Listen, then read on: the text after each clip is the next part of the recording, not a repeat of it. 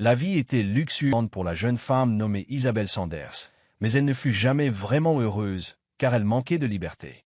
Son père, M. Robert Sanders, lui dictait constamment sa conduite. Même son rêve de devenir pianiste fut mis de côté pour satisfaire au projet de son père. Finalement, Isabelle ne supporta plus son manque de liberté. Elle décida alors de s'enfuir et de se faire passer pour la femme de ménage de Clarisse et Bianca, une mère et sa fille qui vivaient dans une grande maison. Malgré les mauvais traitements qu'elle recevait de la part de la mère et de la fille, Isabelle resta humble. Elle a enduré cela car cette nouvelle vie lui procurait un plus grand sentiment de liberté.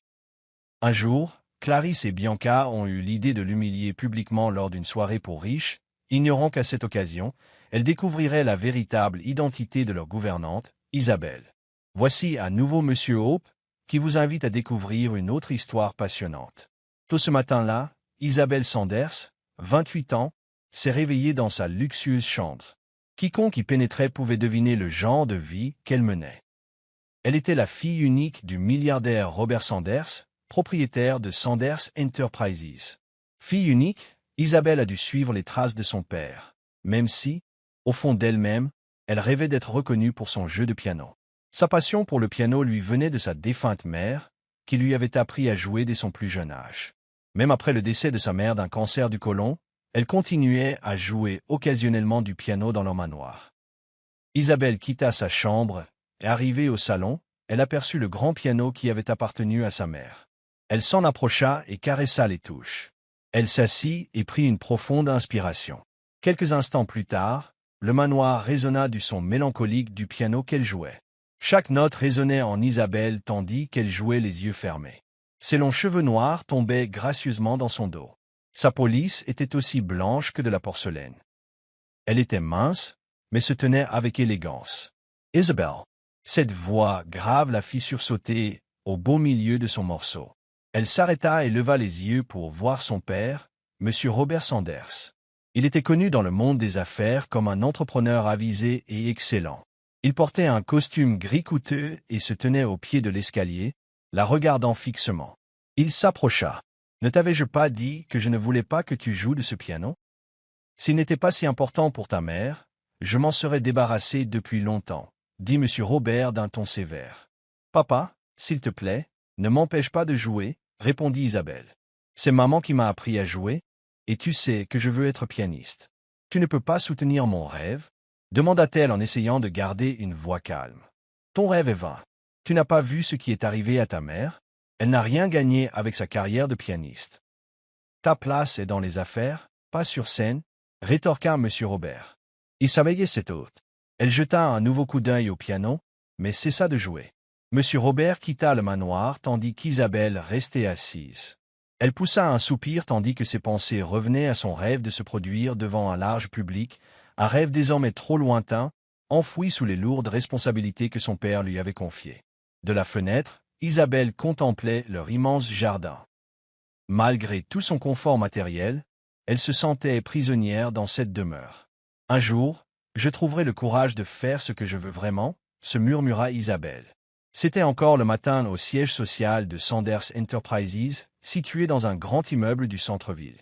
Dans une salle de conférence, Isabelle était assise avec les membres du conseil d'administration.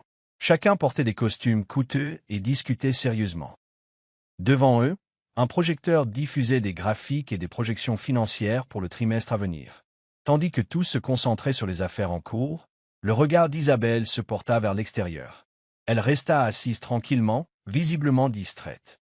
Sa main droite reposait sur la table, tandis que sa main gauche jouait sans cesse avec un stylo. « Mademoiselle Sanders, quel est votre avis sur la nouvelle proposition de partenariat ?» Un membre du conseil interpella Isabelle. Elle leva les yeux vers l'homme, l'air impassible. Elle feuilleta les papiers devant elle, mais c'était comme si elle ne comprenait pas les mots qui y étaient écrits. Elle leva la tête et força un sourire. « Ah, je crois qu'on devrait y réfléchir plus attentivement, » répondit Isabelle avec hésitation. Des murmures parcoururent la salle. À l'autre bout de la table, M. Robert s'éclaircit bruyamment la gorge pour faire taire tout le monde. Son regard froid était fixé sur Isabelle, mais il n'ajouta rien. La réunion se termina sur un mélange d'appréhension pour Isabelle. Elle savait qu'elle n'avait pas été à la hauteur, mais elle ne parvenait pas à se débarrasser du poids qui pesait sur sa poitrine. Bien qu'ayant travaillé un certain temps dans le monde de l'entreprise, elle ne s'y était jamais vraiment sentie à sa place. Après la réunion, M. Robert a appelé Isabelle dans son bureau. Elle est restée silencieuse devant son bureau tandis qu'il était assis dans son fauteuil pivotant, les bras croisés, la fixant intensément. « Qu'est-ce qui t'arrive, Isabelle? Tu ne réalises pas à quel point cette réunion était importante? Tu n'as même pas fait attention. Que crois-tu qu'on fait là? À jouer? » grogna-t-il. « Papa, je ne voulais pas, répondit-elle doucement. C'est juste que j'ai l'impression que ce genre de travail n'est pas vraiment pour moi. Comment ça? Ce n'est pas pour toi. Tu m'entends? C'est notre monde. C'est pour ça que tu es milliardaire à ton âge. Votre responsabilité, c'est l'entreprise, pas vos caprices. » La voix de M. Robert résonna dans toute la salle. Isabelle retint ses larmes. Chaque mot de son père lui transperçait le cœur. « Je ne veux plus que ça se reproduise, Isabelle. Ne me mets pas dans l'embarras devant les membres du conseil, compris? » demanda sèchement M. Robert. « Oui, papa, je suis encore désolé, répondit doucement Isabelle. « Vas-y, tu peux partir. » M. Robert la congédia. Elle hocha la tête et sortit, se demandant combien de temps elle pourrait supporter cette situation. Elle était terrifiée à l'idée de décevoir son père, qui avait de grandes attentes à son égard, mais elle aspirait aussi à réaliser son rêve de devenir pianiste. Cet après-midi-là, M. Robert invita Isabelle à rentrer tôt dans l'une de leurs voitures de luxe. Isabelle était assise à l'arrière tandis que son père travaillait sur son ordinateur portable à côté d'elle, comme s'il n'avait pas une minute à perdre. « Papa, pourquoi rentrons-nous si tôt ?» demanda finalement Isabelle, brisant le silence. « Parce qu'on a un rendez-vous important plus tard, » répondit M. Robert sans même lui jeter un regard. « Qui? » poursuivit Isabelle. « Tu le sauras bientôt, mais assure-toi de bien t'habiller plus tard. Je veux que tu sois présentable, » dit sèchement M. Robert. Isabelle n'en demanda pas plus, sachant que, malgré tous ses efforts, son père ne révélerait rien. La nuit tomba. Dans sa chambre, Isabelle se tenait devant un miroir en pied, dans son dressing, communiquant avec sa suite. Elle portait une simple robe blanche qui lui tombait juste au-dessus des genoux. Après s'être assurée d'être présentable, elle descendit et trouva M. Robert qui l'attendait dans le salon. Dès qu'il vit sa tenue, il fronça les sourcils. « Qu'est-ce que tu portes, Isabelle ?» demanda-t-il froidement, les sourcils froncés d'agacement. « Papa, c'est ça que je veux porter. Je suis à l'aise, » répondit-elle. « Isabelle, on va dans un restaurant gastronomique pour rencontrer une personne très importante. Ne t'ai-je pas dit que ta tenue reflète le nom de notre famille ?» La voix de M. Robert résonna dans le salon. Elle resta sur ses positions, mais garda un ton ferme. « Papa, il n'y a rien de mal à s'habiller simplement. Devons-nous toujours exhiber notre richesse? Arrête de t'entêter, Isabelle, ce n'est pas une question de désir, c'est une question d'image de famille, » insista M. Robert. Il appela ensuite une employée de maison, une femme d'âge moyen nommée Madame Rose, qui s'occupait d'Isabelle depuis son enfance et qui arriva précipitamment de la cuisine. « Madame Rose, aidez Isabelle à se changer, assurez-vous qu'elle porte une de ses robes de luxe. Je veux qu'elle soit élégante, » ordonna M. Robert.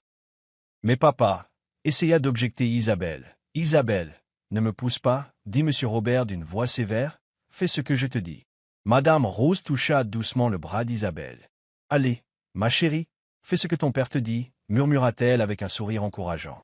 Isabelle céda et accompagna Madame Rose dans sa chambre. Dans son dressing, elle s'effondra sur une chaise, découragée.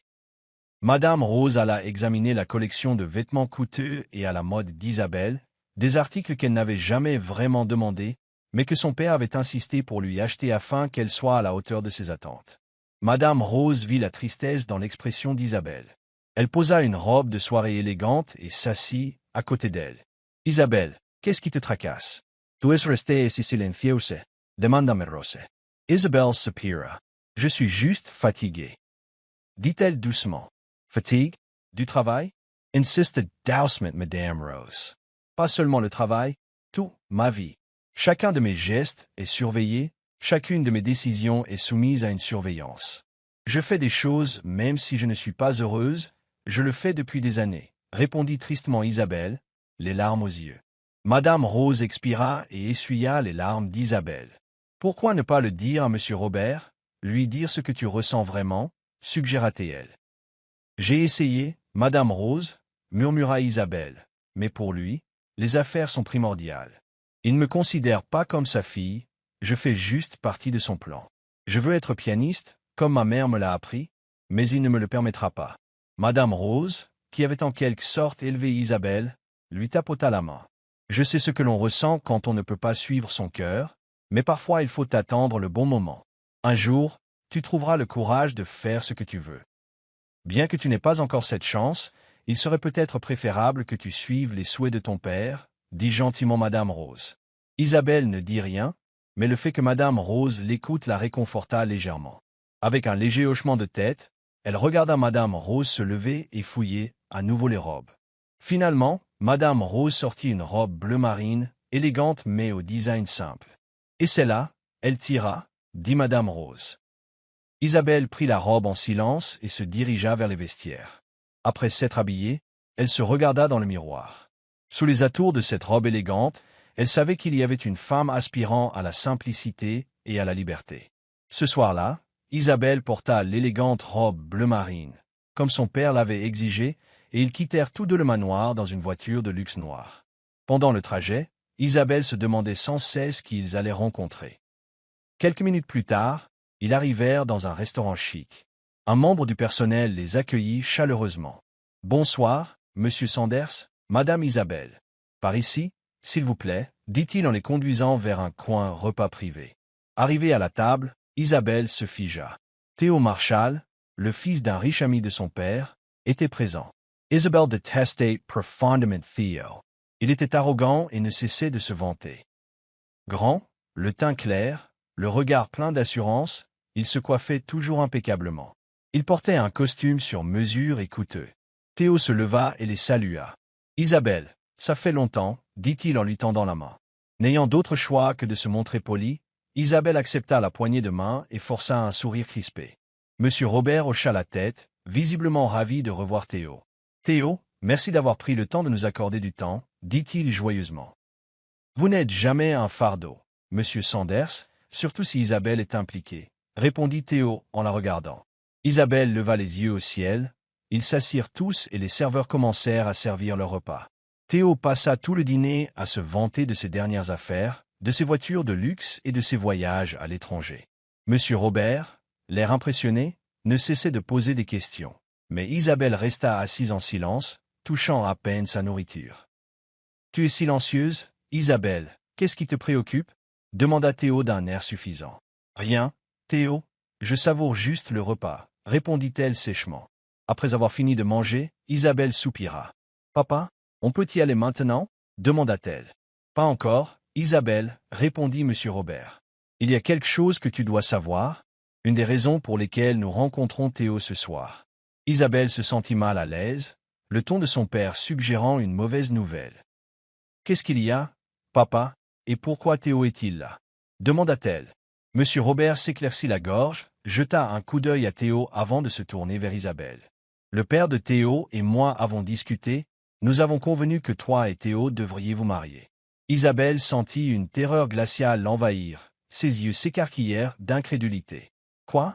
Tu es sérieuse ?» demanda-t-elle. « Ne t'inquiète pas, Isabelle, » intervint Theo avec un sourire. « J'ai déjà dit oui à ton père, et mon père est également d'accord. Non, je ne veux pas de ça, je n'ai pas l'intention de me marier, et encore moins toi, » dit Isabelle fermement. Monsieur Robert fronça les sourcils, mécontent de sa réaction. « Isabelle, tu ne peux pas refuser. Ce mariage est important non seulement pour toi et Theo, mais aussi pour notre entreprise. Il contribuera au développement de Sanders Enterprises et profitera aussi à la famille de Theo. Je ne me marie pas juste pour les affaires, je n'aime pas Theo, papa, » insista Isabelle d'une voix tremblante. « C'est la bonne chose à faire pour notre famille, » dit Monsieur Robert d'un ton sévère. « Ce n'est pas une question de sentiment, c'est de préserver notre nom et nos moyens de subsistance. Pense à tout ce que j'ai sacrifié pour toi. Maintenant, je te le demande, et tu refuses d'obtempérer? Je ne veux pas épouser quelqu'un que je n'aime pas, papa, » dit Isabelle d'une voix tremblante. « J'ai pris ma décision, et tu n'as rien à dire, » répondit Monsieur Robert. « Tu sais, Isabelle, tu as de la chance d'être avec moi, » intervint Theo avec arrogance. « Toutes les femmes n'ont pas la chance d'épouser quelqu'un d'aussi riche, doué en affaires, beau gosse, et avouons-le, irrésistible que moi. Tu as oublié une chose, Théo, tu es aussi incroyablement prétentieux. Même si tu étais le dernier homme au monde, je ne t'épouserais pas, rétorqua Isabelle. Je ne me vante pas, Isabelle, je ne fais qu'énoncer des faits, dit-il avec un sourire narquois. Ça suffit, rétorqua M. Robert, Théo a raison, il te dit simplement ce qu'il a accompli et ce qu'il peut encore faire. Tu as de la chance de l'avoir, et tu devrais cesser de nous compliquer la vie. Ma décision est maintenue, vous vous marierez au plus vite. Isabelle secoua la tête, stupéfaite de la rapidité avec laquelle sa vie s'écroulait. Après le dîner, elle et M. Robert retournèrent à leur manoir. Le cœur d'Isabelle était lourd, incapable d'accepter que son propre père la force à épouser quelqu'un qu'elle n'aimait pas. Il était clair maintenant que M. Robert ne se souciait que de ses affaires. Isabelle savait qu'en épousant Théo, elle perdrait le peu de liberté qui lui restait et toute chance de réaliser son rêve. Des larmes coulaient sur ses joues tandis qu'elle regardait par la fenêtre de la voiture, réalisant qu'elle devait agir avant qu'il ne soit trop tard. Arrivée au manoir, Isabelle sortit rapidement et entra, suivie de M. Robert. Il accéléra le pas et était déjà à mi-hauteur du grand escalier lorsqu'Isabelle rassembla son courage à deux mains. « Papa, attends, appela doucement Isabelle. On peut parler de ce que tu as dit plus tôt, à propos de notre mariage avec Théo? De quoi parler? Répondit M. Robert. C'est réglé. Même si tu t'y opposes, tu n'y peux rien. Papa, je ne peux pas épouser Théo, je ne l'aime pas, plaida Isabelle. Je ne veux pas épouser quelqu'un que je n'aime pas. Les yeux de M. Robert se plissèrent de mécontentement. Isabelle, réalises-tu que tout ce qui t'entoure est à cause de moi? Je t'ai donné une belle vie, un nom et une place dans le monde des affaires. Maintenant je te demande de faire ton devoir pour préserver tout ce pour quoi j'ai travaillé, dit-il avec véhémence. Tu sais que je n'ai jamais voulu tout ça, dit Isabelle en larmes. Je veux juste une vie simple et la liberté de faire ce que j'aime. De quelle liberté parles-tu? Crois-tu pouvoir survivre en dehors de ce monde, Isabelle? Réfléchis bien, ce mariage n'est pas une question de sentiment, c'est une question de travail, de famille. Pense au sacrifice que j'ai fait pour toi, et maintenant je te demande une chose et tu ne peux pas me l'accorder. La voix de M. Robert était froide et pleine de déception. Tu ne t'es jamais soucié de ce que je ressentais, papa, s'écria Isabelle, tu ne m'as jamais laissé le choix ni pris mes propres décisions. Quoi que tu dises, rien ne change, rétorqua M. Robert. Tu épouses Théo, va dans ta chambre, je ne veux plus entendre tes objections. Il se retourna et monta dans sa suite privée. Isabelle resta immobile, les larmes aux yeux. Une fois son père hors de vue, elle monta lentement dans sa chambre. Assise au bord de son lit, elle contempla son reflet dans le grand miroir en face d'elle. Elle poussa un profond soupir, réfléchissant à tous les moyens d'éviter ce mariage forcé. Elle se dirigea vers sa fenêtre, l'ouvrit et laissa l'air frais de la nuit caresser son visage. « Je dois faire quelque chose, murmura-t-elle. Je ne peux pas les laisser continuer à contrôler ma vie. » Puis elle réalisa qu'elle pouvait quitter la maison de son père sans prévenir personne. Autrement dit, qu'elle pouvait s'enfuir. Isabelle s'éloigna de la fenêtre et se dirigea vers son placard. Elle ouvrit un petit tiroir contenant quelques objets de valeur, un peu d'argent liquide, son passeport et quelques bijoux qu'elle pourrait mettre en gage si besoin. Elle rangea le tout dans un simple sac à dos, puis marqua une pause, le cœur battant. « Et si je me fais prendre, est-ce que je vais faire du mal à papa en faisant ça ?» se demanda-t-elle en secouant la tête comme pour chasser le doute. « Non, j'ai toujours fait ce qu'il voulait. Cette fois, je fais ce que je veux, » dit-elle fermement. Après avoir fait ses bagages, elle se percha de nouveau sur le lit, observant sa chambre luxueuse. Son regard se posa sur quelques photos au mur, des souvenirs d'enfance, certains avec sa défunte mère. Un léger sourire teinté de tristesse illumina son visage. « Si seulement tu étais là, maman, je sais que tu ne laisserais pas papa me faire ça, » murmura Isabelle. Elle passa encore quelques minutes à réfléchir à son plan, attendant d'être sûre que tout le monde dormait dans le manoir. Quand le silence fut enfin revenu, elle se leva, jeta son sac à dos sur son épaule et quitta sa chambre. Pas à pas, elle descendit le grand escalier du manoir aussi silencieusement que possible, espérant que personne ne l'entendrait. Arrivée à la porte d'entrée, elle l'ouvrit avec précaution, mais avant qu'elle puisse sortir complètement, une voix familière l'appela derrière elle. « Isabelle, où vas-tu » demanda Madame Rose d'un ton surpris. Isabelle se figea et se retourna lentement. La femme plus âgée s'approcha, les yeux écarquillés d'inquiétude. « Madame Rose, je m'enfuis, admit Isabelle. « De quoi parles-tu, ma chérie? Tu ne peux pas faire ça. Tu ne te rends pas compte que ton père sera inquiet s'il découvre que tu es parti sans un mot? » demande Madame Rose, visiblement inquiet. « Papa veut que j'épouse Théo, même si je n'en ai pas envie, dit Isabelle. Je n'en peux plus. S'il vous plaît, S'il vous plaît, Madame Rose, laissez-moi partir. » Le regard de Madame Rose exprimait une inquiétude sincère. « Tu n'as pas pensé à la dureté de la vie là-bas? Tu n'as pas l'expérience de vivre comme ça, pensa Madame Rose. Je sais, concéda Isabelle, mais je préfère affronter les difficultés plutôt que de rester ici et de faire quelque chose qui va à l'encontre de ma volonté. Madame Rose resta silencieuse un instant. Elle avait travaillé si longtemps pour la famille Sanders et aimait Isabelle comme sa propre fille. Enfin, elle parla doucement. « Êtes-vous sûre de votre décision? » Isabelle hocha la tête. « Oui, si je reste plus longtemps, je vais me perdre complètement, dit-elle. » Les yeux de Madame Rose se remplirent de larmes, mais elle hocha la tête. « Alors je ne vous en empêcherai pas. Prends soin de toi, ma chère. Si tu as besoin de moi, reviens. Je serai là, dit Madame Rose d'une voix tremblante. Isabelle la serra fort dans ses bras. « Merci, Madame Rose. Merci pour tout. Ne t'inquiète pas, je ferai attention. » Elle sortit enfin du manoir et se dirigea droit vers le portail. À chaque pas, son cœur se sentait plus léger. Elle jura silencieusement qu'elle ne laisserait plus personne contrôler sa vie. Quelques heures plus tard, Isabelle arriva à une gare routière. Elle monta dans l'un des bus sans même vérifier sa destination finale. Le chauffeur n'attendit pas que le bus soit plein. Il démarra presque aussitôt. Isabelle contempla les lumières de la ville s'estomper par la fenêtre, soulagée de laisser ses problèmes derrière elle, ne serait-ce que pour un temps. Après quelques minutes, le bus s'arrêta pour prendre des passagers. Une femme d'une quarantaine d'années monta à bord. En voyant Isabelle, se figea. Isabelle comprit avec effroi qu'il s'agissait de Madame Gloria, l'une de leurs anciennes gouvernantes. « Madame Isabelle, comment allez-vous » demanda joyeusement Madame Gloria. La panique embâtit sa veille. Elle força un sourire. « Ah, désolé, mais je ne suis pas Isabelle. Tu t'es trompée de personne. Ne sois pas bête. Je n'oublierai jamais ton visage.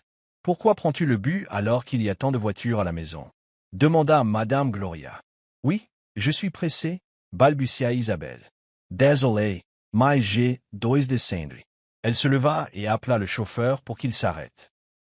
Dès que le bus s'arrêta, Isabelle se dépêcha de partir, sans se soucier de ne pas reconnaître le lieu. C'est alors qu'elle réalisa que ce n'était pas parce qu'elle avait quitté le manoir qu'elle était vraiment libre. Elle pouvait encore être reconnue. Si cela arrivait, M. Robert la retrouverait facilement. Elle avait besoin d'un moyen de se déguiser. En errant dans les rues inconnues, elle repéra un petit salon. Sans hésiter, elle entra et demanda une coupe de cheveux. Elle avait toujours chéri ses cheveux longs, mais elle savait que des mesures drastiques étaient nécessaires. Une fois cela fait, elle se reconnaissait à peine dans le miroir. Ses cheveux lui arrivaient à la taille et étaient maintenant coupés sur ses épaules. Après avoir payé, elle quitta le salon et traversa la rue pour se rendre dans une petite boutique d'accessoires. Elle acheta une paire de grandes lunettes à monture ronde. Dès qu'elle les mit, elle eut l'air d'une autre personne. Poursuivant sa promenade, Isabelle tomba sur une friperie, un magasin d'usine, où elle choisit des chemisiers unis, des jeans et des jupes longues, des vêtements simples qu'elle n'avait jamais portés auparavant. Plus tard, une sensation de faim lui rappela qu'elle n'avait pas mangé. Elle aperçut un petit restaurant au coin de la rue et entra, s'asseyant à une table vide. La gentille serveuse derrière le comptoir s'approcha. « Que puis-je vous servir » demanda la serveuse plus âgée. « Une portion de soupe au poulet et du pain de maïs, s'il vous plaît, » répondit Isabelle. En attendant, elle réalisa que dans ce petit restaurant, personne ne lui prêtait attention. Elle n'était qu'une cliente parmi d'autres. Elle savourait ce sentiment. Quand son plat arriva, elle commença à manger, soulagée d'avoir rempli son estomac vide. Au milieu de son repas, une femme d'une quarantaine d'années s'approcha, portant un grand panier de légumes. Elle avait un sourire chaleureux. « Dis donc, ça te dérange si je m'assois avec toi » demanda la femme. « Pas du tout » répondit Isabelle en souriant poliment. La femme s'assit et posa son panier par terre. Quelques instants plus tard, elle reprit la parole. « Au fait, je suis Marissa » dit-elle en lui tendant la main. Isabelle hésita un instant avant de la serrer. « Je m'appelle Bella Ray. se présenta-t-elle, le nom qu'elle avait choisi. Alors, Bella, dit Marissa, d'où viens-tu? On dirait que tu es nouvelle ici. Je viens d'un autre État, de l'Arizona, mentit Isabelle avec un sourire gêné. Arizona. Hein? Laisse-moi te demander quelque chose. Tu cherches du travail ici? Tu as l'air d'un nouveau venu? Observa Marissa. Isabelle marqua une pause, secrètement enthousiasmée par l'idée de vivre comme une personne ordinaire. Alors elle a hoché la tête. Oui, je cherche du travail. Je suis ici depuis une semaine, sans succès. Eh bien, c'est parfait, s'exclama Marissa. Tu connais le ménage, la cuisine, la lessive? Isabelle n'était pas habituée à ce genre de corvée, mais elle ne laissa pas paraître son hésitation. Oui, je peux me débrouiller. Pourquoi? Demanda-t-elle avec curiosité. Je pourrais te recommander à mon employeur, expliqua Marissa avec un sourire. Ils ont besoin d'une nouvelle femme de ménage. Tu as l'air d'être quelqu'un de bien, Bella, alors je peux te recommander. Vraiment? Merci beaucoup, Marissa, dit Isabelle, sincèrement reconnaissante. De rien, répondit Marissa. Allons-y. Retrouve-moi ici demain, à la même heure. Je t'emmènerai chez mon employeur pour qu'il te rejoigne. Marissa termina son repas et partit. Isabelle la regarda partir, submergée par l'excitation. Bien qu'elle ne fût pas habituée au travail manuel, elle pressentait que ce serait peut-être le début d'une vie vraiment différente. Une vie où personne ne lui dicterait ses moindres faits et gestes. Elle réalisa aussi qu'il serait plus facile de se cacher si elle restait principalement à l'intérieur. Après avoir mangé, Isabelle chercha un endroit où passer la nuit. Elle trouva un motel bon marché et prit une petite chambre où elle se reposa jusqu'au matin. Le lendemain, elle régla sa note et retourna au restaurant attendre Marissa. Peu après, Marissa arriva. « Bella, tu attends depuis longtemps? Désolée pour le trafic, dit Marissa en s'excusant. « Non, je viens d'arriver aussi, » répondit Isabelle avec un sourire. « D'accord, allons-y, » dit Marissa. « J'ai déjà parlé de toi à mes employeurs. J'ai dit que je te connaissais depuis un moment pour qu'il n'ait pas de soupçons. Ils ont hélé un taxi et sont entrés dans un lotissement huppé. La plupart des maisons étaient grandes et luxueuses, et le taxi s'est arrêté devant une maison blanche à 2 étages avec une grande pelouse. En sortant, Marissa ouvrit le portail et Isabelle la suivit à l'intérieur. Elles entrèrent dans la maison et Marissa invita Isabelle à s'asseoir sur un canapé moelleux. « Reste ici, Bella, je vais chercher mes employeurs, » dit Marissa en montant. Seule dans le salon, Isabelle se sentait à la fois nerveuse et excitée. Elle s'apprêtait à entamer un nouveau chapitre de sa vie. Quelques minutes plus tard, Marissa revint avec 2 silhouettes dont la simple présence la rendait intimidante. Madame Clarisse del Rosario et sa fille, Bianca del Rosario. Dès qu'Isabelle les aperçut, elle les sentit fière et exigeante. Clarisse semblait avoir la quarantaine, être grande, le teint clair et les cheveux parfaitement coiffés au sèche-cheveux. Elle portait une robe beige et des bijoux coûteux. Bianca, qui paraissait avoir à peu près le même âge qu'Isabelle, avait ses longs cheveux lisses attachés en queue de cheval et un eyeliner prononcé qui soulignait son expression acérée. Elle était vêtue d'une robe noire de créateur. « Madame Clarisse, voici la nouvelle gouvernante dont j'ai parlé, pour remplacer Cheryl, » dit Marissa. Isabelle se leva pour les accueillir avec un petit sourire. « Bonjour, » dit-elle poliment. Clarisse la regarda de la tête aux pieds, comme si elle inspectait une marchandise. « Alors, c'est toi, Bella ?» demanda Clarisse. « Sais-tu vraiment faire le ménage? On n'embauche pas de paresseux ou de ignorants. Nous n'aimons pas gaspiller de l'argent avec des fainéants. Oui, madame, je peux faire le ménage, la cuisine et la lessive. Je promets de faire de mon mieux, » répondit Isabelle avec courtoisie. Bianca intervint soudain. « Êtes-vous sûre de ne pas être une grande bavarde? Nous n'avons pas besoin de quelqu'un qui ne puisse pas répondre à nos besoins, » dit-elle, les yeux plissés. « Mademoiselle Bianca, je ferai de mon mieux pour suivre toutes vos instructions, » promit Isabelle. Clarisse s'assit sur le canapé, en face d'Isabelle, tandis que Bianca se tenait à côté de sa mère. « Bien, il y a des règles dans cette maison que tu dois suivre. Chaque recoin doit toujours être impeccable. Je déteste les sols sales et les meubles en désordre. 2. Nos vêtements et nos affaires doivent être parfaitement entretenus. Je déteste les vêtements froissés ou malodorants. 3. Ne posez pas de questions. Quand on vous dit de faire quelque chose, faites-le. 4. Ne perdez pas de temps. Vous vous levez à 5 heures du matin et vous terminez toutes vos tâches avant 20 heures. Compris. Isabelle comprenait la rigueur de ces règles, mais elle savait aussi qu'elle devait les accepter si elle voulait un endroit où se cacher de son père. Oui, madame, je comprends. Clarisse et Bianca échangèrent un regard entendu, puis Clarisse esquissa un léger sourire. Bien, encore une chose. Tu n'as pas le droit de te plaindre ou de refuser une tâche. Considérez-vous heureuse que nous vous accueillions sans trop de vérification d'antécédents, ajouta Clarisse. Oui, madame, répondit Isabelle, même si elle savait qu'elle risquait de retomber dans le même environnement restrictif qu'elle venait d'échapper. D'accord, Bellaret. À partir de maintenant, vous êtes notre nouvelle gouvernante, dit Clarisse. Marissa, montre-lui ce qu'elle doit faire. Sur ce, Clarisse et Bianca quittèrent la maison. Une fois partie, Isabelle sentit le poids des responsabilités qui l'attendaient, mais elle se promit aussi de réussir dans cette nouvelle vie.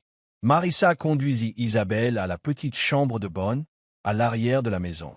En ouvrant la porte, Isabelle vit un espace modeste mais bien rangé avec 2 lits simples. Lorsque Marissa ouvrit le sac, elle se figea un instant en découvrant une liasse de billets et plusieurs bijoux de valeur à l'intérieur. Elle fronça les sourcils et regarda Isabelle avec confusion. « Qu'est-ce que c'est? Pourquoi as-tu autant d'argent et tous ces bijoux? Où les as-tu trouvés ?» demanda Marissa, visiblement perplexe. Isabelle paniquait un peu, mais elle s'efforçait de garder son calme. Elle prit rapidement le sac des mains de Marissa et le referma. « Oh, c'est l'héritage de ma mère. Elle me l'a laissé avant de mourir. Je ne veux juste pas dépenser ni vendre quoi que ce soit, parce que ça me rappelle Isabelle, mentit Isabelle. Je vois, désolé si je suis indiscrète, mais fais attention à ça, d'accord? Ce n'est pas prudent de te promener avec autant d'argent et de bijoux. Il pourrait arriver quelque chose, prévint Marissa. Isabelle répondit simplement par un petit sourire, ne voulant pas que la conversation sur le contenu de son sac s'éternise. Marissa se leva, les mains sur les hanches. Bon, si tu ne veux vraiment pas d'aide, je te laisse faire. Mais une fois que tu auras fini de ranger tes affaires, viens à la cuisine. Je vais te montrer ce que tu dois faire ici, dit Marissa en quittant la pièce. Isabelle prit une grande inspiration et s'assit au bord du lit.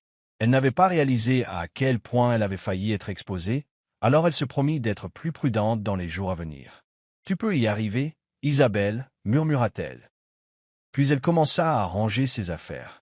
Une fois ses affaires rangées, Isabelle quitta la chambre de bonne et se dirigea vers la cuisine. À son arrivée, elle vit Marissa en train de ranger des casseroles sur l'étagère du haut d'un placard. « Oh, Isabelle, te voilà. Viens, je vais te montrer ce que tu dois faire, » invita Marissa. Isabelle s'approcha et observa les alentours. Elle remarqua le garde-manger dans un coin de la cuisine, un grand placard rempli d'aliments divers, de conserves, de boîtes de céréales, de biscuits importés et de chocolat coûteux. « Waouh, ce garde-manger est plein à craquer. On dirait que tu n'as jamais faim ici. » Marissa, remarqua Isabelle, stupéfaite. « Écoute, Isabelle, ne te laisse pas tenter par ce qu'il y a dans le garde-manger, » murmura Marissa. « On ne peut rien y prendre sans demander l'autorisation à Madame Clarisse ou Madame Bianca. Même un seul biscuit nécessite leur permission. Après tout, ce sont elles qui ont payé pour cette nourriture. » Isabelle était attristée par la situation décrite par Marissa. De retour dans sa propre maison, toute la nourriture appartenait à tout le monde, y compris au personnel. Personne n'avait besoin de permission pour manger quoi que ce soit. Isabelle avait toujours considéré les aides ménagères comme faisant partie de la famille. Marissa poursuivit. Alors, si tu as faim, tu devras attendre ou leur demander. Elle déteste qu'on prenne des choses sans demander. Ici, c'est considéré comme du vol. Et attention à nos patrons. Ils ont peut-être l'air sophistiqués, mais ils peuvent être de véritables démons s'ils n'aiment pas votre travail. Ils vous priveront de votre salaire ou même vous tireront les cheveux. Isabelle ressentit une pointe de tristesse en apprenant ce qu'elle apprenait sur Clarisse et Bianca. « Merci pour l'avertissement, Marissa. Je vais devoir faire attention, » répondit-elle en esquissant un sourire. « C'est pourquoi il vaut mieux tout savoir dès le départ. Respecte leurs règles, ne cause pas de problème, et tout ira bien. Du moins, s'ils voient que tu fais bien ton travail. Viens, je vais te montrer le reste, » dit Marissa en faisant signe à Isabelle de la suivre. Elle commença à lui apprendre à nettoyer la cuisine et les salles de bain, en lui montrant les produits d'entretien à utiliser.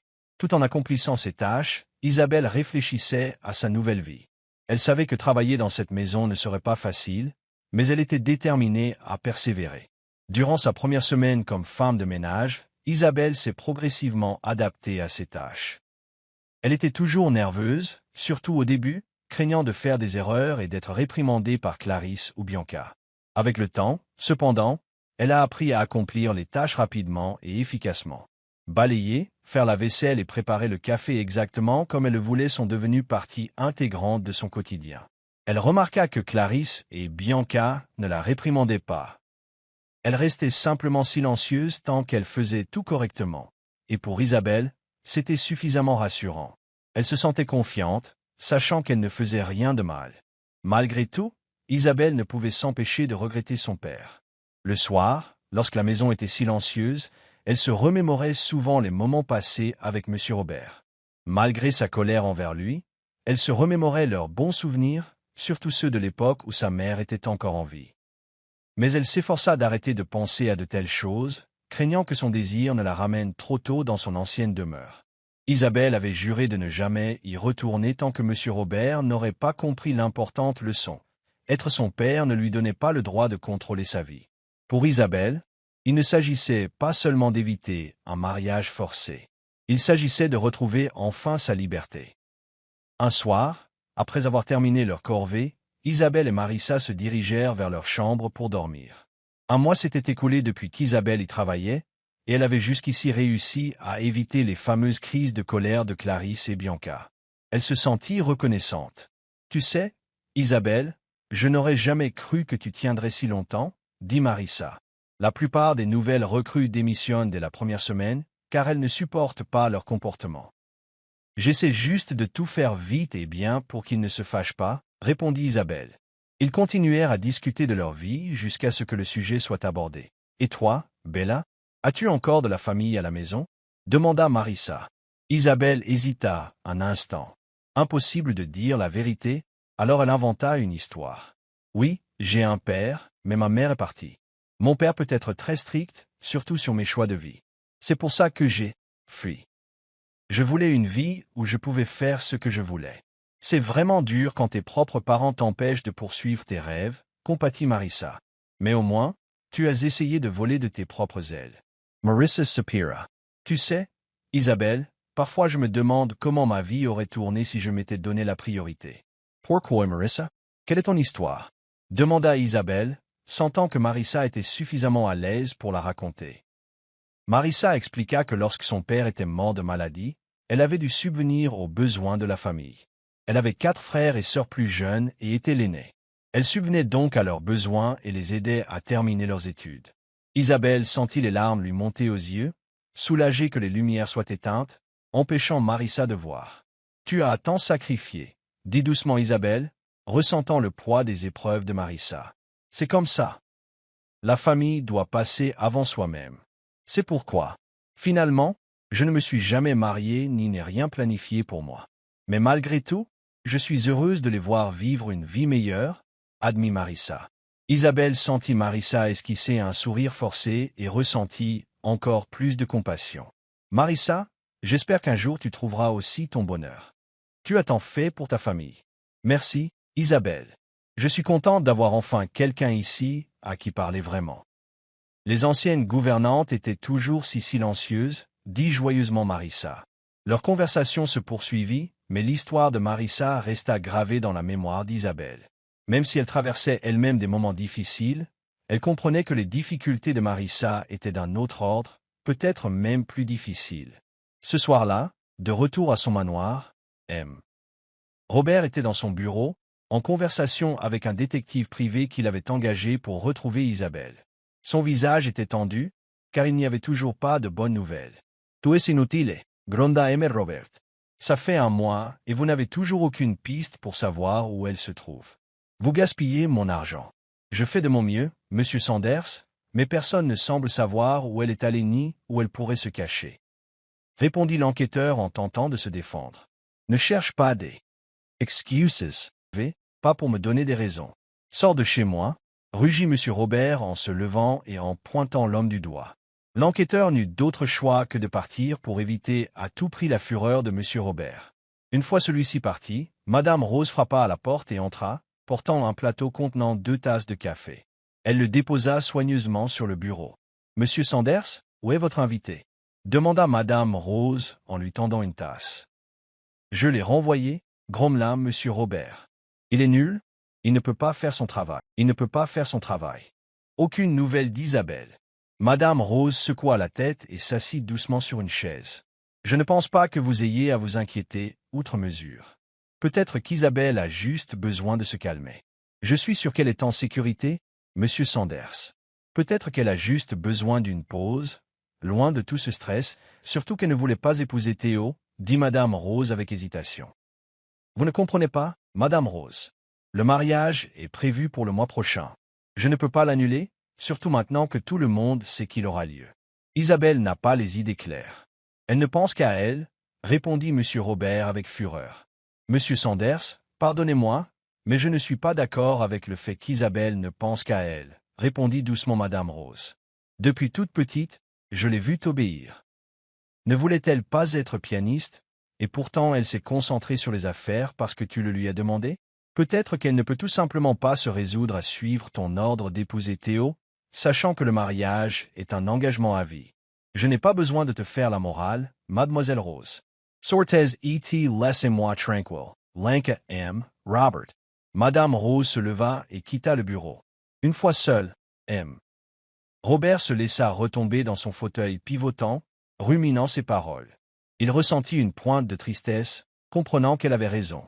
Le lendemain matin, après le petit déjeuner, Isabelle commença à arroser les plantes autour de la maison de Clarisse et Bianca. Elle commença par celle de l'intérieur et termina par celle de l'extérieur. Tenant un tuyau d'arrosage, elle arrosait soigneusement les plantes près du portail. Soudain, elle entendit une voix masculine grave derrière elle. « Bonjour, la saluel home. » Isabelle, surprise, se retourna brusquement. Par accident, elle l'aspergea avec le tuyau d'arrosage, trempant ses vêtements. Elle se dépêcha de rediriger l'eau et de fermer le robinet.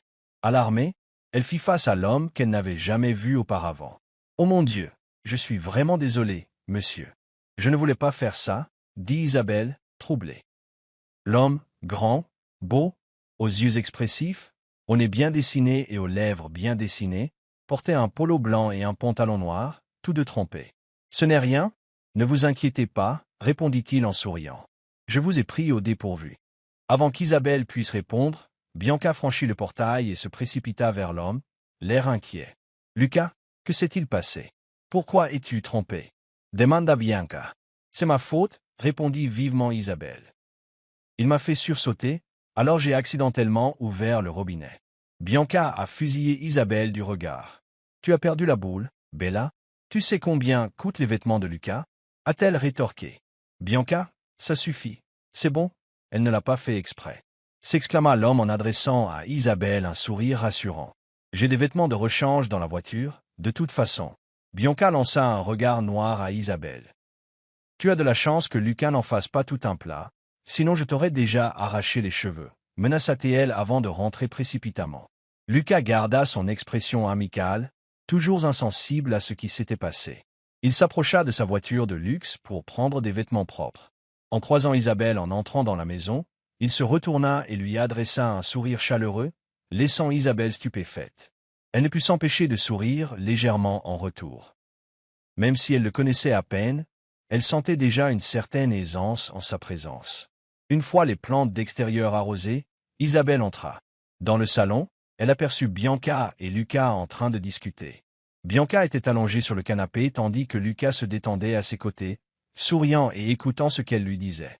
Dès que Bianca aperçut Isabelle, elle l'appela. « Bella, apporte-nous du jus d'orange frais et des lasagnes. »« Vite, vite » ordonna-t-elle avec irritation. Tandis qu'Isabelle s'éloignait vers la cuisine, elle entendit Bianca se vanter auprès de Lucas. « J'ai fait ces lasagnes moi-même, Lucas. Je suis sûre que tu vas adorer. Les saveurs sont absolument parfaites, » dit-elle en riant. Dans la cuisine, Isabelle ne put s'empêcher de rire doucement à la remarque de Bianca. Elle savait que Bianca mentait, car en réalité, c'était elle et Marissa qui avaient préparé les lasagnes. Isabelle sortit un plateau, y posa 2 petites assiettes et servit des lasagnes sur chacune, accompagnées de 2 verres de jus d'orange. Avec précaution, Elle transporta le tout jusqu'au salon et le déposa sur la petite table basse devant Bianca et Lucas. Elle s'apprêtait à partir quand Lucas prit la parole. « Bella, c'est ça ?»« Oui, monsieur. »« Qu'est-ce qu'il y a ?» demanda Isabelle. La nervosité redoublée par son regard intense. Lucas étudia son visage. « Tu sais, Bella, tu me sembles familière, dit-il en fronçant les sourcils. Isabelle se raidit, son anxiété grandissant sous son regard scrutateur. « Hein? Moi? Je ne crois pas, répondit-elle en esquissant un sourire forcé, même si sa voix tremblait. Bianca intervint. Lucas, vraiment? C'est juste une bonne. Je suis sûr que tu la confonds avec quelqu'un d'autre, dit-elle en riant bruyamment. Je suis sérieuse, Bianca. Je crois l'avoir vue dans un magazine économique, une fois. J'en suis sûr, insista Lucas. C'est impossible. Pourquoi serais-je dans un magazine comme celui-là? Je n'ai ni le droit ni la moindre raison d'y apparaître, répondit Isabelle avec un rire gêné. Lucas, arrête, dit Bianca en levant les yeux au ciel. C'est juste notre gouvernante. Ne perds pas ton temps à lui parler. Elle pourrait se méprendre, ajouta-t-elle d'un ton sarcastique, en renvoyant Isabelle d'un regard noir. Le ton de Bianca indiquait qu'Isabelle devait retourner immédiatement à la cuisine. Alors Isabelle se dépêcha de partir, soulagée de mettre fin à cette conversation. Elle posa ses deux mains sur le bord du lavabo, sentant son cœur battre la chamade. Elle ne pouvait expliquer pourquoi elle était si bouleversée, mais elle savait qu'elle était terrifiée à l'idée que Lucas découvre sa véritable identité. S'il le faisait, son père pourrait bientôt découvrir où elle se trouvait. Isabelle se serra la poitrine et tenta de se calmer. Elle comprit qu'elle devait redoubler de prudence. Un instant plus tard, Marissa émergea de l'arrière, portant un grand panier de vêtements fraîchement lavés. « Isabelle, pourrais-tu m'aider à repasser ça ?» demanda Marissa. « Bien sûr, » répondit Isabelle. « Faisons-le pour finir vite. » Ils montèrent le panier à l'étage, dans une pièce réservée au repassage, et se mirent aussitôt au travail. Isabelle resta silencieuse, incapable de s'empêcher de penser que Lucas pourrait la soupçonner. Finalement, sa curiosité fut irrésistible. « Marissa, Lucas, est-il le petit ami de Bianca ?» demanda Isabelle d'un ton détaché. Marissa Ritt. Numéro. Ils sont juste amis, mais il est évident que Bianca a le béguin pour lui. Tu sais comment elle est, toujours en quête de son attention. Mais je pense que Lucas ne la voit que comme une amie. Lucas est-il riche? Insista Isabelle, voulant comprendre pourquoi il la reconnaissait. Oh oui, tout à fait. Il est le seul enfant de la famille Montgomery. Il possède des hôtels, des restaurants et de nombreux commerces. Il n'est donc pas étonnant que Bianca refuse d'abandonner. Elle sait combien Lucas est riche, expliqua Marissa. Isabelle resta bouche bée devant cette information et murmura, ignorant qu'elle parlait à voix basse. Voilà qui explique tout. Il fait partie du même milieu d'affaires. Il a peut-être vu. Que as-tu dit? Demanda Marissa en fronçant la sourcils, curiosa. Oh, j'ai dit que Lucas avait vraiment de la chance d'être aussi riche, répondit rapidement Isabelle. Marissa haussa les épaules et elles reprirent leur travail. Mais la peur d'Isabelle s'intensifia. Si Lucas fréquentait le même milieu d'affaires que son père, il y avait de fortes chances qu'il découvre qui elle était. Les jours suivants, Isabelle remarqua que Lucas semblait venir presque quotidiennement. Il discutait souvent avec Bianca et Clarisse, mais Isabelle ne pouvait s'empêcher de surprendre ses regards secrets dans sa direction. Chaque fois que leurs regards se croisaient, il souriait chaleureusement, un sourire qui suggérait quelque chose de plus. Isabelle n'était pas aveugle, elle voyait bien que Lucas était attiré par elle. Pourtant, elle essayait de l'éviter, sachant que son secret serait menacé s'il s'approchait trop près. Chaque fois que Lucas passait, elle s'affairait à la cuisine ou allait au jardin arroser les plantes. Mais quoi qu'elle fasse, elle sentait son regard la suivre. Un après-midi, alors qu'Isabelle faisait la vaisselle, elle fut surprise de voir Lucas debout sur le seuil. « Bella, on peut parler ?» demanda-t-il d'une voix calme. « De quoi parler, monsieur Lucas ?» répondit Isabelle nerveusement. Lucas s'approcha et la regarda dans les yeux. Isabelle se détourna, mal à l'aise sous son regard. « De quoi avez-vous besoin, monsieur? J'ai encore beaucoup de travail à terminer, » dit-elle, espérant esquiver la conversation. « Je veux juste savoir si je peux vous faire la cour, » dit Lucas d'un ton simple et sans hésitation. Les yeux d'Isabelle s'écarquillèrent et elle secoua vivement la tête. « Oh monsieur, non. Je ne suis pas intéressé par un rendez-vous, lâcha-t-elle. « Pourquoi? Tu aimes quelqu'un d'autre, ou tu es en colère contre moi? Ai-je fait quelque chose de mal? Demanda Lucas, perplexe. Isabelle baissa les yeux. Non, je ne m'intéresse à personne d'autre, et je ne suis pas en colère contre toi. Mais je ne veux vraiment pas de petit ami pour le moment. Je me concentre sur mon travail pour pouvoir aider ma famille au pays. Lucas semblait sincèrement déçu. Au bout d'un moment, il hocha lentement la tête. Et comprends. Je respecte ta décision. Mais pouvons-nous au moins être amis? Demanda-t-il, presque suppliant. Ce ne serait pas une bonne idée non plus, monsieur Lucas, répondit doucement Isabelle. Je ne suis qu'une femme de ménage, et vous êtes... Eh bien, vous êtes un riche homme d'affaires. Nous ne sommes pas au même niveau. Toi et Madame Bianca, vous êtes plus compatibles. Peu m'importe qui vous êtes ou qui je suis. Je veux mieux te connaître. Lucas insista. Je suis désolé, monsieur Lucas, mais il vaut mieux qu'on ne parle pas. Les gens pourraient se méprendre, surtout Madame Bianca, dit Isabelle. Lucas se tut, apparemment blessé par ces paroles. Après quelques instants, il hocha la tête et s'éloigna. Une fois parti, Isabelle poussa un long soupir, réalisant qu'elle avait bien fait de le rejeter. Le lendemain, Isabelle était occupée à préparer le déjeuner. Elle savait que Clarisse et Bianca seraient bientôt de retour, alors elle devait finir. Alors qu'elle remuait une casserole de légumes sur le feu, Bianca fit irruption dans la cuisine, les yeux brillants de colère. Avant qu'Isabelle puisse parler, Bianca la gifla violemment. Isabelle resta là, stupéfaite, sans comprendre pourquoi Bianca avait fait une chose pareille. « Madame, pourquoi? Pourquoi m'avez-vous giflé » demanda Isabelle, perplexe. « Espèce de serpent. Vous séduisez Lucas. Il a avoué vous apprécier, ce qui signifie que vous devez flirter avec lui dans mon dos. » Hurla Bianca, presque hystérique. Bianca n'avait pas fini. Elle se jeta sur Isabelle, lui attrapa les cheveux et les tira violemment. « Arrête, s'il te plaît. C'est faux. Je n'ai rien fait pour l'encourager. » Supplia Isabelle, mais elle n'avait pas l'habitude de se battre.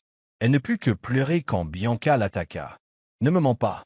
Je sais que tu complotes pour me le voler. » Hurla Bianca. Juste à ce moment-là, Clarisse entra, choquée de voir sa fille agresser Isabelle.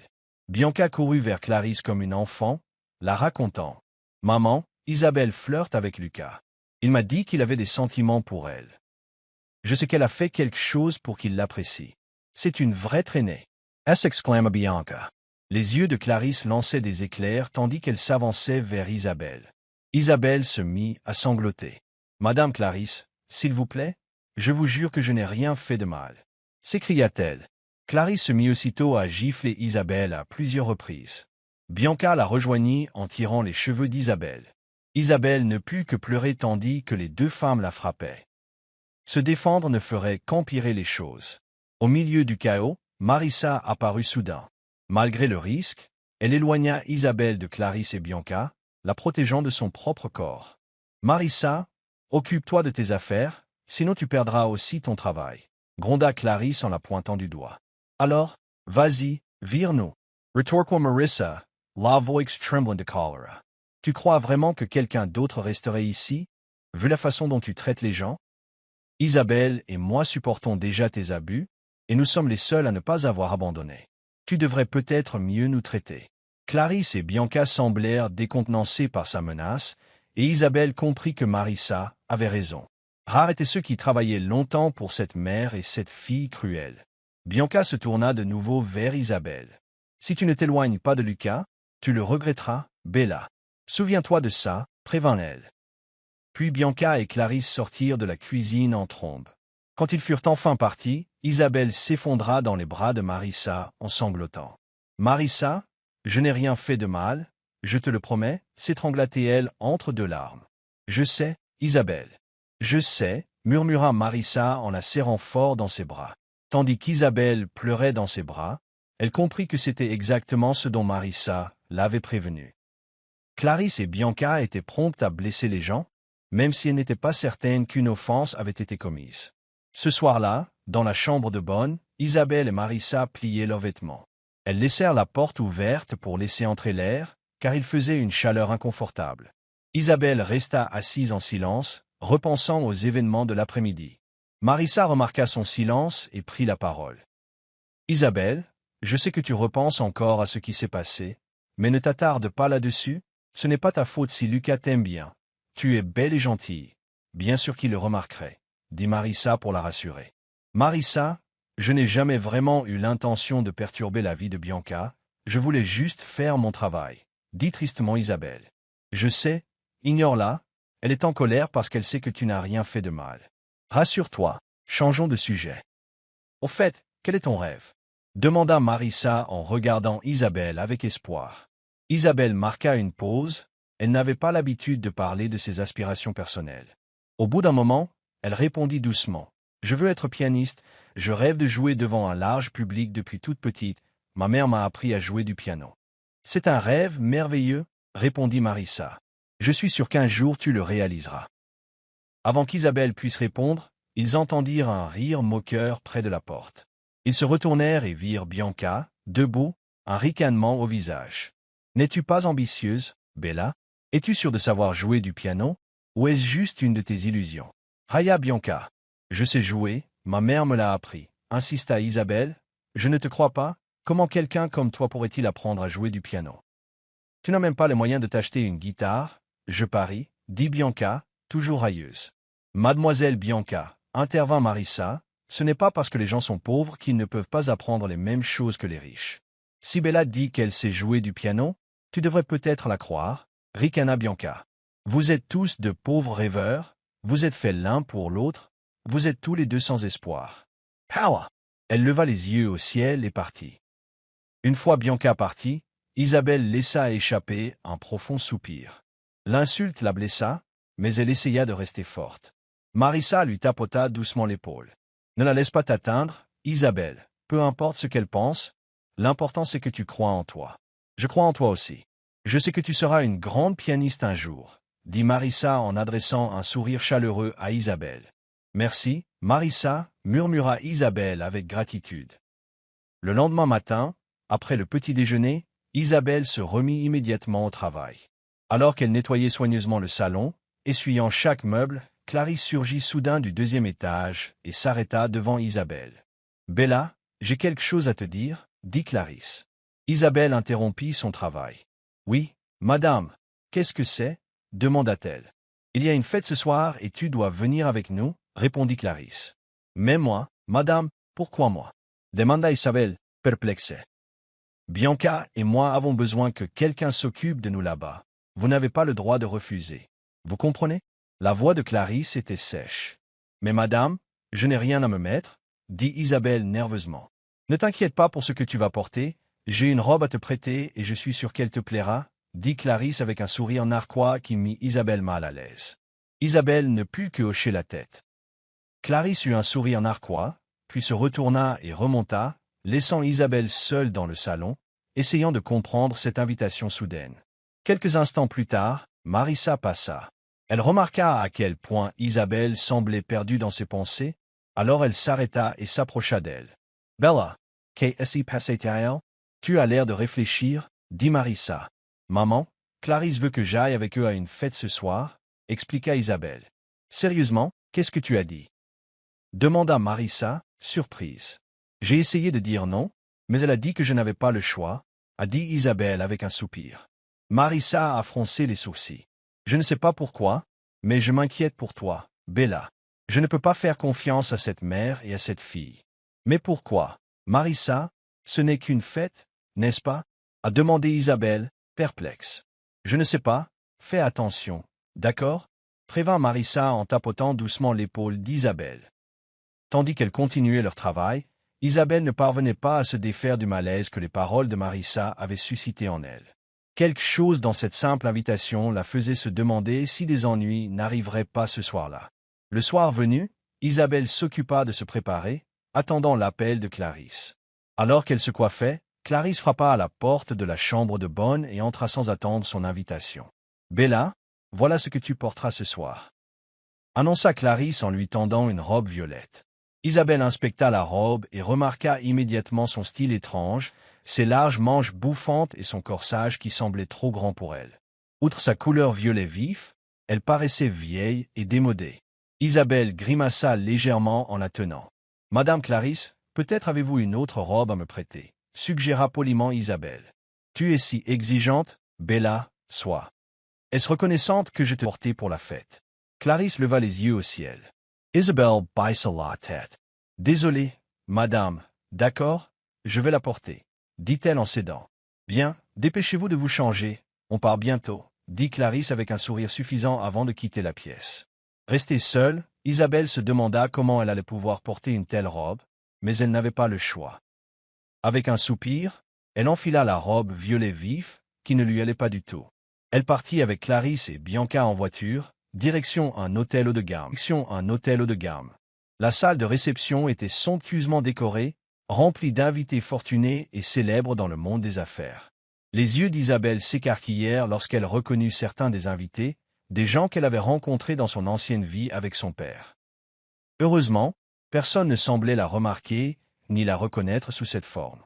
Bientôt, cependant, Isabelle capta les regards curieux de plusieurs invités. Quelques-uns ricanèrent discrètement et la désignèrent du doigt, parlant visiblement de sa robe démodée et mal ajustée. Elle ressentit une vague de gêne, mais s'efforça de garder son calme. Elle resta silencieuse dans un coin, faisant de son mieux pour ignorer les regards critiques et les bavardages étouffés. Bianca passa et adressa à Isabelle un sourire moqueur. « Cette robe te va à ravir, Bella » dit-elle sarcastiquement. « On dirait que tu vas à un gala chic. » Puis elle partit rejoindre Clarisse. Isabelle força un petit sourire, malgré l'humiliation qui lui serrait la poitrine. Elle comprit que la véritable raison pour laquelle on l'avait amenée était de l'embarrasser devant tout ce monde. Se sentant exposée, elle trouva une place libre dans un coin de la grande salle, souhaitant que la soirée soit finie. En scrutant la pièce, Isabelle remarqua une petite scène sur laquelle une femme jouait du piano. Son regard s'adoucit, observant les doigts de la femme danser sur les touches. Elle se murmura qu'un jour, elle aussi monterait sur une scène comme celle-là. Son moment de réflexion prit fin lorsqu'elle vit Lucas s'approcher d'elle avec un large sourire. « Bella, comment vas-tu? Je ne savais pas que tu serais là, la salua-t-il gentiment. Isabelle se figea, trop anxieuse pour répondre immédiatement. « Je vais, bien. » parvint-elle à dire, le cœur battant, inquiète que Bianca les voie. Effectivement, elle aperçut Bianca qui se dirigeait vers eux. La fureur brillait dans les yeux de Bianca tandis qu'elle fixait Isabelle. « Salut, Lucas » dit Bianca en esquissant un sourire forcé en les rejoignant. « Bianca » dit poliment Lucas, « on était juste en train de discuter. »« De quoi parlez-vous tous les deux » demanda froidement Bianca. « Je voulais juste voir comment Bella allait. Je l'ai vue assise seule, alors je suis venu, répondit Lucas, franc comme toujours. Bianca haussa un sourcil, puis esquissa un sourire narquois. C'est logique, tu es vraiment gentille avec les plus démunis, n'est-ce pas? Elle se tourna vers Isabelle. Bella, tu ne m'avais pas dit que tu savais jouer du piano? Pourquoi ne pas nous le montrer maintenant? Les yeux d'Isabelle s'écarquillèrent. Je n'ai pas l'habitude de jouer devant un public, balbutia-t-elle. Comment ça, tu n'y es pas habitué? Tu n'as pas dit que tu savais jouer? Prouve-le, montre-nous que tu n'inventes pas des choses, dit Bianca en la défiant. Bianca, allez, ne la force pas si elle ne veut pas, intervint Lucas. Bianca, elle ignora. Pourquoi? Peut-être qu'elle a peur de passer pour une idiote. As-tu peur, Bella? La voix de Bianca était pleine de dérision. Isabelle voyait bien que Bianca avait l'intention de l'humilier devant tout le monde. Elle sentit une boule de peur lui nouer l'estomac, mais une part d'elle voulait prouver qu'elle savait vraiment jouer du piano, que ce n'était pas un mensonge. Sa défunte mère lui avait bien appris et elle excellait. Mais jouer devant tant de gens, surtout ceux qui pourraient la reconnaître, la terrifiait. Elle prit une grande inspiration, essayant de calmer sa nervosité, tandis que Lucas attendait sa décision. Mais Bianca la pressait sans cesse, lui disant que si elle savait vraiment jouer, elle n'avait rien à craindre. Incapable de refuse, Isabelle ceda. Bianca la saisit par le bras et la traîna pratiquement sur scène. Elle prit le micro et s'adressa au public. « Bonsoir à tous » commença Bianca. Aussitôt, les conversations s'apaisent. Nous avons un cadeau spécial, quelqu'un ici prétend être une pianiste talentueuse, alors accueillons chaleureusement Bella, notre gouvernante. Bianca laissa échapper un rire cruel, et certains spectateurs l'imitèrent, d'autres parurent déconcertés par une présentation aussi étrange.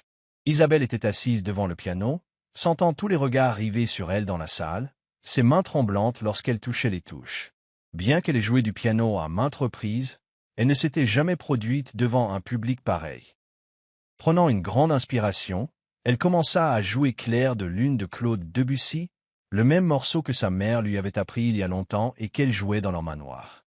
Dès les premières notes, l'atmosphère dans la salle de réception changea. Les rires moqueurs laissèrent place au silence tandis que chacun écoutait la mélodie qu'Isabelle tirait du piano. Elle déversait ses émotions dans chaque passage, transmettant tendresse, tristesse et espoir. Beaucoup dans le public fermèrent les yeux, absorbant chaque note, tandis que d'autres contemplaient la pièce avec une admiration silencieuse. L'expression de Bianca changea également, son sourire suffisant remplacé par la stupeur. Elle ignorait totalement qu'Isabelle jouait aussi bien. Au milieu de la performance d'Isabelle, des conversations à voix basse ont parcouru le public. « Elle est incroyable », a murmuré un homme. « Ne ressemble-t-elle pas à la fille de Robert Sanders ?» a fait remarquer une autre femme. « Oui, exactement, elle ressemble bien à la fille de M. Robert Sanders », a confirmé quelqu'un d'autre. Isabelle entendit des bribes de murmures et ressentit une pointe de peur. Elle essaya de faire abstraction des voix, se forçant à continuer le texte. Mais soudain, tout s'est calmé. L'attention de la foule s'est portée sur quelqu'un qui s'approchait de la scène. Monsieur Robert Sanders, une personnalité très respectée du monde des affaires. Le temps sembla ralentir tandis qu'Isabelle regardait son père s'approcher d'elle. Elle cessa de jouer lorsqu'il s'approcha d'elle. « Isabelle, c'est donc ici que tu étais » dit Monsieur Robert, les larmes aux yeux. « Die, papa » s'exclama Isabelle, surprise.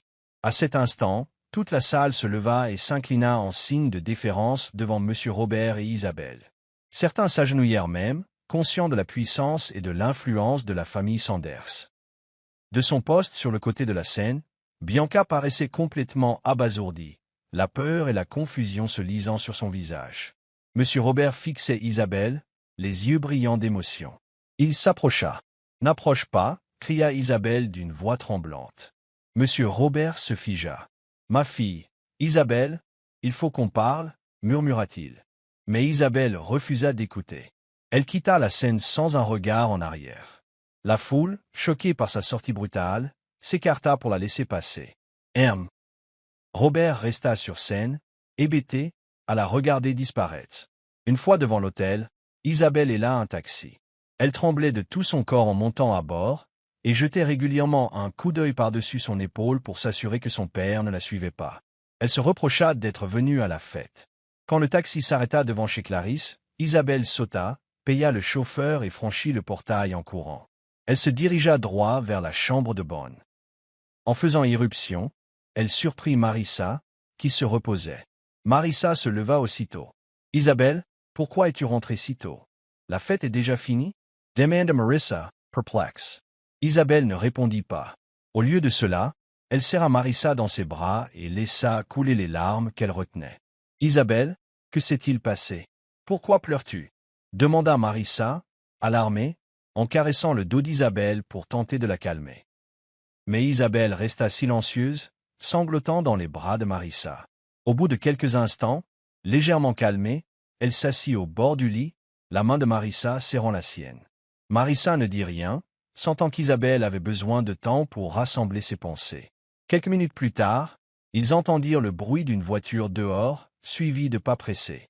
La porte s'ouvrit brusquement. « Bella !» cria Clarisse en se précipitant à l'intérieur avec Bianca. Tous deux semblaient terrifiés. Ils tombèrent aussitôt à genoux devant Isabelle. « Pardonne-nous, Isabelle !» supplia Clarisse, les larmes aux yeux. « Que se passe-t-il donc ?» demanda Marissa, déconcertée. « Tu ne connais pas Marissa, Bella? C'est en réalité Isabelle Sanders, la fille unique de M. Robert Sanders, » expliqua Clarisse d'une voix tremblante. Les yeux de Marissa s'écarquillèrent lorsqu'elle se tourna vers Isabelle, peinant à assimiler ce qu'elle venait d'apprendre. « Vous n'êtes pas obligé de vous agenouiller, » dit doucement Isabelle. « Levez-vous, s'il vous plaît. » Toujours à genoux, Bianca prit la parole, en pleurs elle aussi. « Nous sommes vraiment désolés, Isabelle. Nous t'avons maltraité, surtout moi. J'espère que tu nous pardonneras. Je m'en fiche que Lucas et toi finissiez ensemble. Vous seriez bien mieux assortis que moi, » admit-elle avec un sourire tremblant. « Bianca, Lucas ne m'intéresse pas, » répondit gentiment Isabelle. « C'est quelqu'un de gentil, c'est pour ça que je l'apprécie. Vous n'avez rien à craindre de moi. Levez-vous tous les deux. » Clarisse et Bianca se levèrent, l'air encore nerveux et honteux. Isabelle sentit leur comportement, car elle comprit enfin l'influence de sa famille dans le monde des affaires. Isabelle, mademoiselle Sanders, j'espère que vous me pardonnerez aussi, dit Clarisse d'une voix tremblante.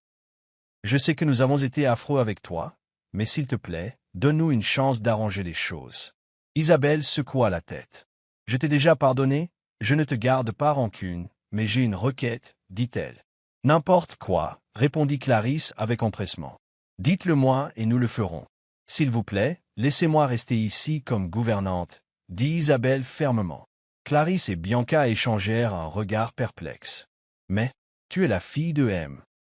Robert Sanders, pourquoi veux-tu continuer à vivre comme ça? Demanda Clarisse. Bianca et moi nous demandions pourquoi quelqu'un comme toi travaillerait comme domestique, alors que tu es milliardaire. Ne me demande pas pourquoi, c'est la vie que je veux maintenant, je suis heureuse ici, répondit Isabelle.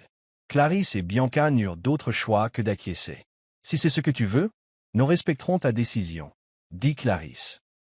Isabelle les récompensa d'un sourire chaleureux, espérant que son père ne découvrirait pas où elle se trouvait exactement. Après l'avoir vu ce soir, elle sentit qu'il n'avait pas suffisamment changé, et elle ne se sentait donc pas prête à rentrer. Lorsque Clarisse et Bianca quittèrent la chambre de bonne, Isabelle expliqua tout à Marissa, révélant qu'elle était bien la fille unique de M. Robert Sanders, l'un des hommes d'affaires les plus riches du pays. Elle expliqua pourquoi elle s'était déguisée en femme de ménage et s'excusa d'avoir menti. Marissa écouta en silence. Malgré son choc, elle se surprit à admirer Isabelle encore davantage. Loin d'être en colère, elle était reconnaissante d'avoir une amie comme Isabelle, milliardaire mais humble et bienveillante. Les jours suivants, Isabelle se sentit anxieuse, s'attendant constamment à ce que son père apparaisse à tout moment pour l'emmener. Pourtant, la vie au foyer de Clarisse et Bianca devint plus facile maintenant qu'elles connaissaient la vérité. La mère et la fille n'étaient plus cruelles. Un jour, de retour d'un supermarché, Isabelle entra dans la maison et fut stupéfaite de trouver M. Robert Sanders dans le salon, en train de discuter avec Marissa. Une vague de peur la submergea. Elle tenta de s'éclipser dans la chambre de bonne, mais M. Robert se leva et se précipita vers elle. « Isabelle, j'ai enfin trouvé où tu loges, dit-il, les yeux pleins de larmes. « Que fais-tu ici » demanda Isabelle d'un ton froid. « Ma fille, s'il te plaît, reviens à la maison, supplia M. Robert. Isabelle secoua la tête. « Je suis désolée, papa, mais je ne peux pas retourner à mon ancienne vie. Même si les choses ne sont pas si faciles ici, je suis plus heureuse. Je suis libre. On ne me force pas à faire des choses que je ne veux pas faire, dit-elle fermement. Je sais que j'ai fait des erreurs, Isabelle. Je sais que je t'ai étouffée, répondit M. Robert, la voix teintée de regret. J'ai pris conscience de tous mes défauts quand tu as disparu. Je t'ai cherché partout, et j'ai réalisé que l'argent et le prestige n'avaient aucune importance. C'est toi qui comptes, Isabelle. Isabelle déglutit difficilement, sentant le poids de ses mots, mais elle restait incertaine. Papa, comment puis-je être sûr que tu ne dicteras plus ma vie? Je ne veux pas redevenir sans voix. Je ne te forcerai plus à épouser Théo Marshall. Je ne te forcerai plus à faire ce que je pense être bon pour toi. Je veux juste ton bonheur, Isabelle. Je te demande seulement de rentrer à la maison, pour te prouver que je peux être un bon père, dit M. Robert, les larmes aux yeux. Le cœur d'Isabelle s'adoucit devant sa sincérité. Il lui avait tellement manqué, mais elle avait besoin de partir pour qu'il comprenne sa vraie valeur. Des larmes coulaient aussi sur son visage. « D'accord, papa, je rentrerai à la maison, mais je veux poursuivre mes rêves sans ton interférence. Je veux devenir pianiste. Je veux être... » Moi, sanglota Isabelle. « Je te promets que je ne t'arrêterai plus. Je ne te retiendrai plus, répondit M. Robert, la voix tremblante. Je veux juste que tu rentres à la maison pour te montrer que je peux être le père que tu mérites. Isabelle ne put plus se retenir. Elle s'avança et le serra fort dans ses bras, ce qu'elle n'avait pas fait depuis longtemps. Ils pleurèrent tous les deux dans les bras l'un de l'autre, tandis que Marissa les observait avec un large sourire, visiblement ravie de leur réconciliation. Après avoir parlé à M. Robert, Isabelle se prépara à dire au revoir à tous les occupants de la maison. Elle s'approcha d'abord de Marissa, qui souriait, mais était en larmes. « Marissa, merci pour tout, ton amitié, ton attention, pour m'avoir accueilli, » dit Isabelle avec émotion. « Isabelle, je ne regretterai jamais d'être ton amie. Tu es une si bonne personne, malgré toute ta richesse. Sois prudente et ne m'oublie pas, » répondit Marissa. « Je ne t'oublierai jamais, promit Isabelle. Elle serra fort Marissa dans ses bras. Puis Isabelle fit face à Clarisse et Bianca, leur adressant un sourire chaleureux pour qu'elles sachent qu'elle ne leur en voulait pas. « Madame Clarisse, Madame Bianca, je m'en vais, » dit Isabelle. « Isabelle, nous savons que nous ne pourrons jamais revenir sur la façon dont nous vous avons traité, » commença Clarisse en larmes. « Mais nous espérons que vous nous pardonnerez. Je l'ai déjà fait, mais j'espère qu'à partir de maintenant, vous traiterez tout le monde avec bienveillance, pas seulement les riches.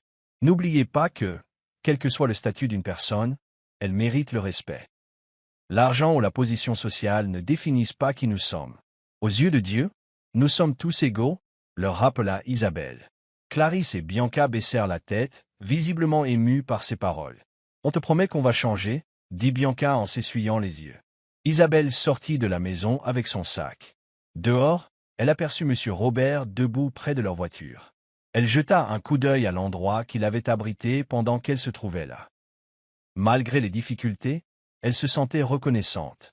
Elle monta dans la voiture aux côtés de son père, et tandis qu'il s'éloignait, elle vit la maison de Clarisse et Bianca rétrécir au loin. Un doux sourire se dessina sur ses lèvres, empreint de gratitude et d'espoir d'un nouveau départ. Après tout ce qu'Isabelle avait traversé, sa vie avait radicalement changé. M. Robert a choisi de la laisser poursuivre son rêve de devenir pianiste. Pour la première fois, Isabelle s'est sentie libre de faire ce qui la rendait vraiment heureuse. En quelques mois seulement, elle a commencé à se produire lors de divers événements et rassemblements privés. Pour elle, la musique était plus qu'un simple talent, c'était un moyen de partager son histoire, une histoire d'épreuves, de découverte de soi et de triomphe. Pourtant, Isabelle n'a jamais négligé ses responsabilités familiales. Elle a continué à contribuer à l'entreprise familiale, trouvant le juste équilibre entre son rêve et ses devoirs de fille. Grâce à cela, sa relation avec M. Robert s'est améliorée. Entre-temps, Isabelle a engagé Marissa comme assistante personnelle. Elle la considérait non seulement comme une amie, mais aussi comme une partenaire de confiance dans les épreuves de la vie. Son expérience de femme de ménage lui a enseigné des leçons essentielles d'humilité et de respect, lui rappelant que chaque personne, quel que soit son statut, mérite la dignité. Les semaines passées à se faire passer pour une femme de ménage lui ont donné un regard neuf sur la vie. Isabelle était désormais heureuse et pouvait faire ce qui comptait le plus pour elle. Elle a appris à vivre pleinement ses rêves sans négliger ses obligations. Son cœur était rempli de gratitude pour son père, pour Marissa et pour toutes les expériences qui ont fait d'elle une meilleure personne. Elle avait enfin trouvé sa liberté et découvert le véritable sens du bonheur. La fin.